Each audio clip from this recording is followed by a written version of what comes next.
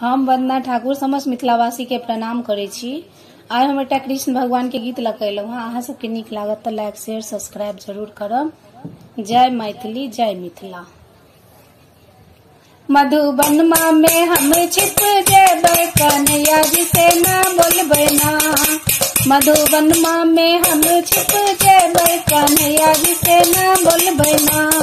जब रे कन्हैया जी के लक्ष्मण के नरिया, जब रे कन्हैया जी के लक्ष्मण के नरिया, साहू रे कुची बनी जेबै कन्हैया जी से ना बोलबै ना। साहू रे कुची बनी जेबै कन्हैया जी से ना बोलबै ना। मधुबन में हम छिप जेबै कन्हैया जी से ना बोलबै ना। मधुबन में हम छिप जेबै कन्हैया जी से ना बोलबै ना।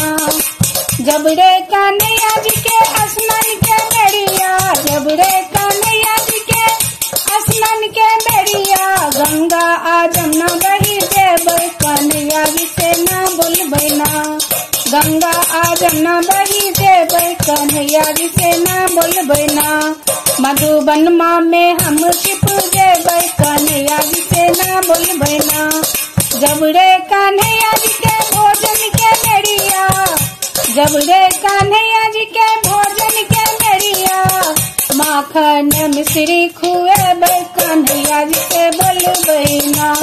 माखन मिश्री खुएबै कन्हैया जी से बोलबै ना। मधुबन में हम छिप जेबै कन्हैया जी से ना बोलबै ना। मधुबन में हम छिप जेबै कन्हैया जी से ना बोलबै ना।